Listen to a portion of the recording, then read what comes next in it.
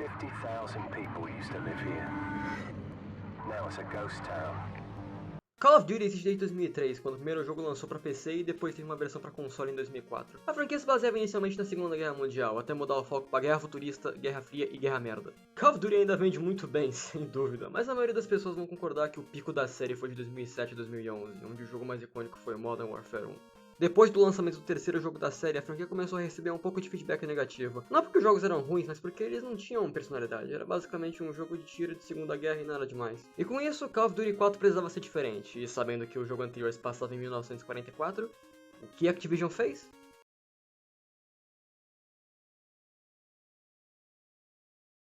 Por conta do quarto jogo ter tido um foco diferente e arriscado para a época, Call of Duty 5, que depois foi renomeado para World at War, teve seu início de desenvolvimento bem mais cedo do que o normal, além de ter tido um foco de guerra mais tradicional. Dessa forma, caso Modern Warfare fosse um fracasso, bom, pelo menos tinha outro jogo melhor para lançar no lugar. Porém, a Activision não achou que isso era o suficiente e chamou outro time para fazer mais um Call of Duty. Se você acha que hoje em dia as pessoas estão saturadas de Call of Duty, em 2007 tinha 3 jogos em produção ao mesmo tempo. Esse terceiro jogo estava sendo produzido pela Underground Development, que anteriormente era conhecida como Z-Axis. É isso aí, a Activision pediu para uma produtora composta por 45 funcionários que fizeram Madden 96 e Space Invaders para fazer um novo Call of Duty.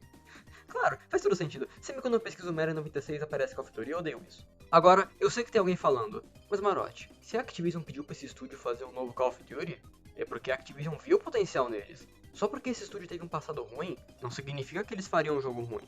Pois é, eu concordo. A Activision deu uma chance única para esses caras. A chance da vida deles. Será que eles aproveitaram? Underground Development tinha um trabalho difícil. Criar um Call of Duty que mudasse a gameplay deixando o jogo diferente e mais atrativo que os outros, porém ao mesmo tempo mantendo a essência da franquia, e fazendo com que Call of Duty ainda fosse Call of Duty. E com 9 meses de desenvolvimento depois, Underground Development apresentou Call of Duty Devil's Brigade. Devil's Brigade seria um Call of Duty em terceira pessoa com aspectos de estratégia. O jogo até que teve bastante tempo e trabalho dedicado. Várias screenshots e vídeos foram mostrados, e teve até algumas demos jogáveis. E eu vou te falar que é muito da hora ver um Call of Duty em terceira pessoa. Sim, no MW2 tinha um modo de terceira pessoa no multiplayer, mas um Call of Duty mainline todo em terceira pessoa, até hoje ainda não aconteceu. Claro que se você não gostasse disso, era possível jogar Devil's Brigade em primeira pessoa como um Call of Duty tradicional, então não era como se isso fosse algo obrigatório. E aparentemente o jogo usava a mesma engine do Modern Warfare, mas ninguém sabe se isso é verdade, então eu vou fingir que eu nunca falei isso.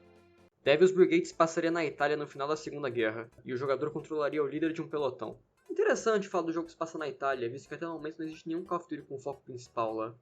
Mas também não faz muito sentido, porque a Segunda Guerra Mundial acabou em 1945, e nessa screenshot o cara tá usando uma K-47, que só foram criadas em 1947. Pois é, eu tô criticando a falta de realismo em uma franquia que é conhecida por ter guerras no espaço.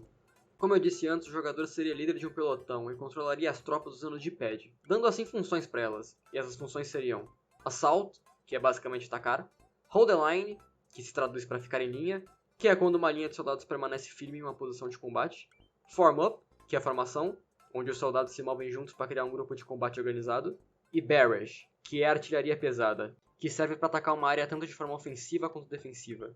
E também era possível fazer com que uma tropa fizesse coisas mais específicas sem o uso de pad, como uma morte furtiva em um inimigo, por exemplo. Agora, sobre a história, não existe nenhum detalhe muito específico de como ela ia ser. A única coisa que a gente sabe mesmo é a própria Devil's Brigade, que para quem não sabe foi a primeira força de serviço especial. Eles eram uma unidade de soldados americanos e canadenses que lutaram até o fim da Segunda Guerra na Itália e na França. Agora, em relação às missões, uma das únicas que é possível ver envolvia os soldados protegendo pontes para que os alemães não passassem, protegendo assim a Itália. E é isso. Enquanto o jogo ainda estava em desenvolvimento, Modern Warfare eventualmente lançou, e fez muito sucesso. Com a Activision já planejando uma sequência para o jogo e unificando a Vivendi Games com a Infinite War, e ainda tendo a Treyarch finalizando o Call of Duty World at War, Devil's Brigade ficou meio esquecido e sem muito motivo de existência. Pensa bem, o jogo só começou a ser feito caso Modern Warfare fosse um fracasso, mas ao invés disso foi um sucesso enorme. Então, a Activision não viu mais motivo de terminar o jogo. Apesar de Devil's Brigade estar em estágios bons de desenvolvimento, a Activision teria que investir muito mais dinheiro no projeto para poder levar ele aos níveis de conclusão. Então por que gastar dinheiro com ele, sendo que daria para usar esse mesmo dinheiro em projetos que com certeza seriam mais lucrativos, como Modern Warfare 2, por exemplo? É uma pena, porque o jogo parecia ser bem interessante, e levando em conta que era um jogo produzido por um time pequeno em 2007, O resultado estava bem melhor do que o esperado. Também, depois disso aqui, eu acho que não tem como não melhorar, né? A Activision então oficialmente cancelou Devil's Brigade e pouco tempo depois fechou a Underground Development. Felizmente, a Activision conseguiu alocar vários funcionários em outros estúdios, como a própria Treyarch, por exemplo, enquanto outros conseguiram emprego em algum outro lugar. Algumas ideias de Devil's Brigade foram reutilizadas em futuros jogos da série, como no WW2, onde você pode controlar soldados com Mudpad. Devil's Brigade não lançou, então eu espero que isso seja o suficiente. E esse foi Call of Duty Devil's Brigade. Interessante que a ideia de um Call of Duty em terceira pessoa com foco em estratégia foi utilizada uma outra vez em outro jogo cancelado da franquia, dessa vez produzido pela Sledgehammer, Call of Duty Vietnam. Mas isso é uma história para outro dia. Pesquisando um pouco, eu vi também que muitos lugares falam que o motivo do cancelamento de Devil's Brigade foi por conta da Activision ter mudado o orçamento do jogo para a produção de Guitar Hero Van Halen, já que na época a franquia estava no seu pico, e esse jogo seria um projeto que daria muito mais sucesso para eles. Eu não confio nesses caras.